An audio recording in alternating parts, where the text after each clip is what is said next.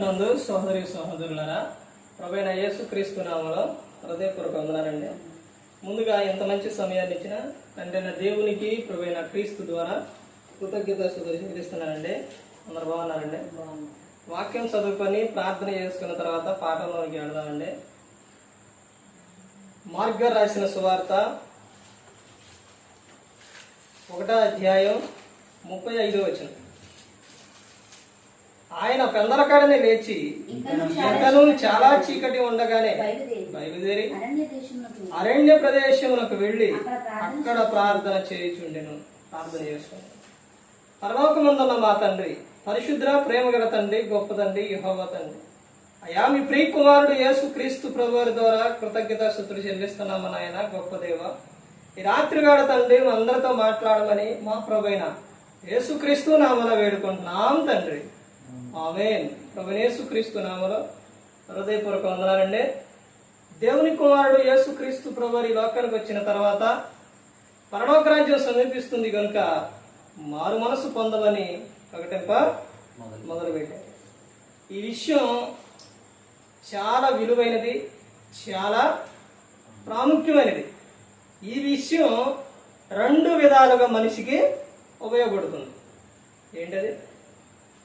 మారు మనసు 2 విధాలుగా ఉపయోగపడుతుంది.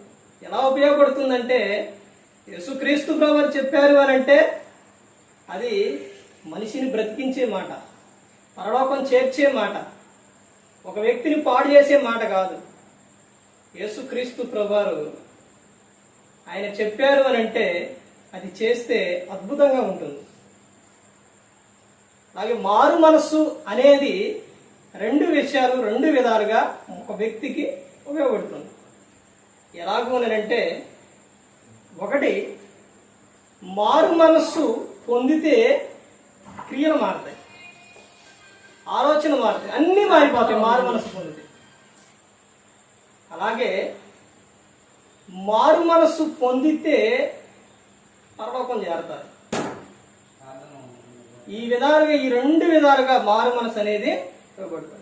పరిశుద్ధాత్ముడు మాట ఏంటో, పరిశుద్ధాత్ముడు ఎవరు గుర్తు చేస్తారని ఎవరు మాట చెబుతారు? క్రీస్తు చెప్పిన మాటలు. హృదయ శుద్ధి, హృదయం చాలా జాగ్రత్తగా ఉండాలి. ఇవన్నీ కూడా మనకు రావాలి అని అంటే దీన్ని చదవాలి, ధ్యానించాలి. ప్రతి ఒక్కరు కూడా క్రీస్తుని పోలి నడుచుకున్నప్పుడు ఈ లోకం ఇచ్చిన పరలోకానికే చేరుకుంటారు.